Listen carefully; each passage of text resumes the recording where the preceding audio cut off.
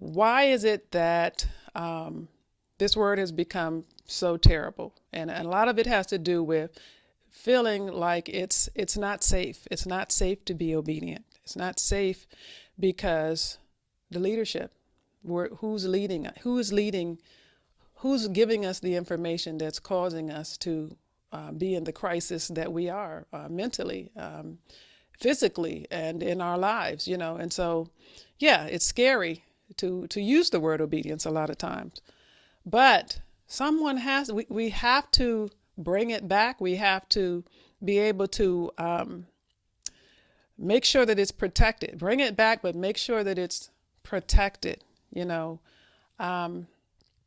But while thinking about this, I had to think about it. It made me think about the human body. I was trying to think about, okay, well, what is the most obedient creation that I can think of? And the thing that entered my mind was the human body.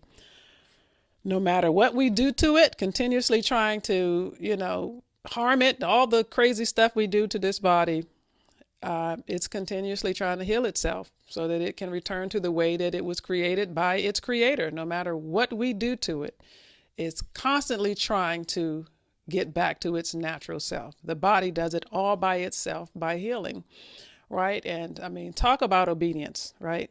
Talk about obedience to God. My goodness. It keeps trying to burn all this fat off that you keep putting on it, right? It keeps trying to get rid of toxins and alcohol when you put in it and the terrible foods that we give it. I mean, it does everything we ask it to do. And it even tells us when we're doing too much until it finally gives out from exhaustion. The person could have been a hot mess, and the body is just like, I'm going to keep trying. I'm going to keep trying to be obedient to my purpose. I'm going to find a way to listen to this person that's telling me what to do and maintain my obedience. I think if we examine that, maybe we could figure out how to maintain our obedience in an environment that's constantly attacking us. Man, it's something to think about, and even when we have a funeral and, the person in the body might have been an awful person, I mean, we stand up there for an hour and a half or 2 hours and talk about and try to find every good thing about this person who was a terrible person. But really, the body was obedient, and this is the reason we stand for the body. When they bring the body out, we should all stand up because the body was obedient. There's something to say about this human body. The body in its obedience it's just something, and how it just keeps trying. It makes me want to take better care of my body. When I start thinking in detail like that about how great the body is, it makes you want to apologize to your body, but I just wanted to bring that up because it's something that I thought about that just, you have those aha moments where you're like, wow, that is just amazing. That was one of them for me. But okay, so getting back to the sheep and the obedient nature, there's this photograph. And in this photograph that's so very popular, we see it a lot in religion. We see this shepherd and we see this sheep. And this is really the symbol of all relationships where there's a leader and a loyal following, right? Again, this can be the best thing that ever happened to mankind in community life or the worst thing that could happen, right? Like, just the worst thing. So who should this person be, right? We have this obedient nature that we want to bring out of ourselves so that we can be decent human beings. Who should this person be, right? This should be someone that can sustain you, someone that can protect you, and in the best case, evolve you, right? Intellectually and materially, both, right? That's what you would be looking for. In the religious space, there's a saying that the shepherd or the messenger with the staff can bring down leaves for the sheep, meaning they can have food from a higher source that could cause them or will cause them to lift their head from consumption in order to attain something higher. So that's just to give you an idea of what kind of leadership we should be looking for. But what are our three choices in terms of leadership? Number one is following the group. Everyone wants, I don't know, Louis Vuitton. Everybody wants a Lexus or whatever the majority is doing, following the group. That's one form of leadership, and that's probably the major form of leadership today, following the group. Number two, following the person, following the individual, right? What do you call it? Idiosyncrasies of the person, right? So one example of this is in Islam, there's Muhammad, right?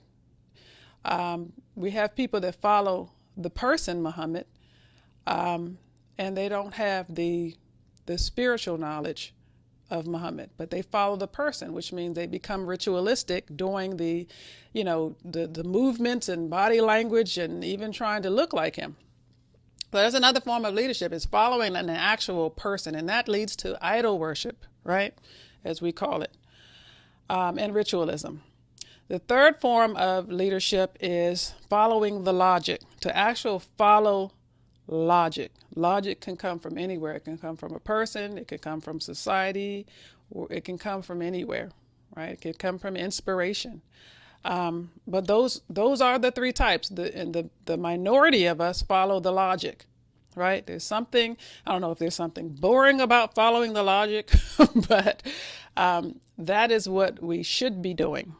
Okay, so just think about your situation. If you had to list down where you get your information from, who you're trying to be like, what you understand to be guidance, where would you fall in terms of following leadership? Who would you be following? Something to consider, something to think about.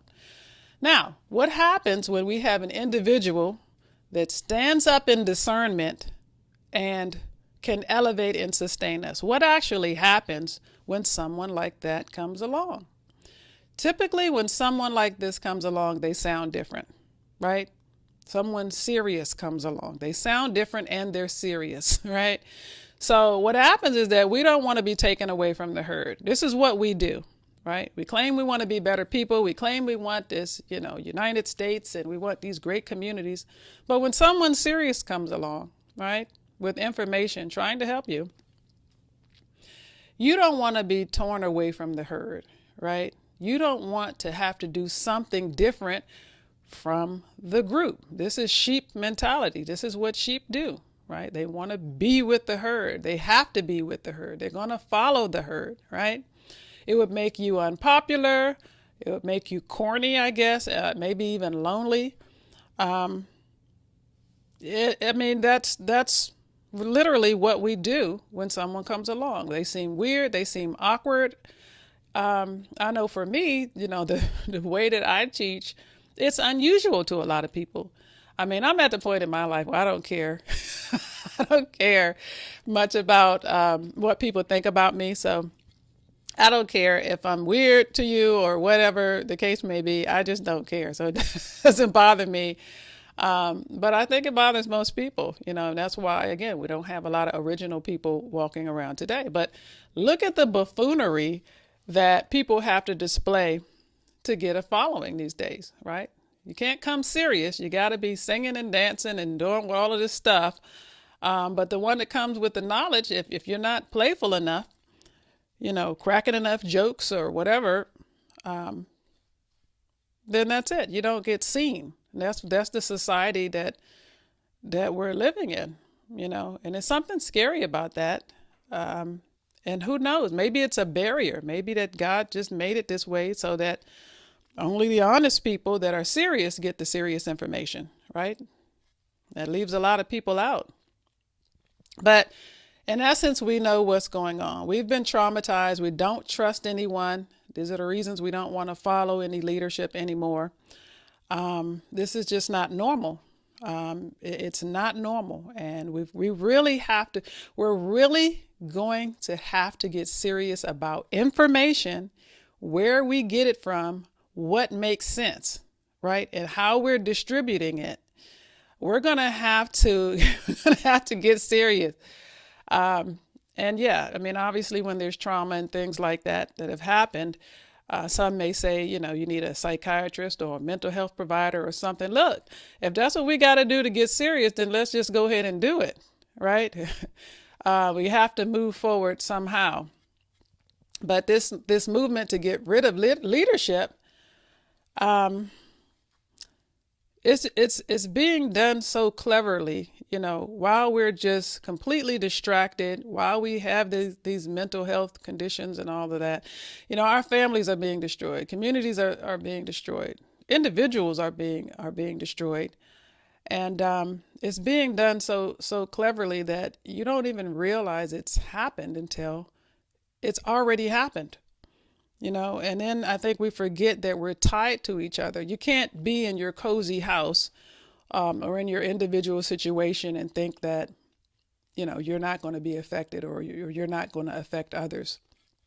The universal reality, just doesn't respond that way.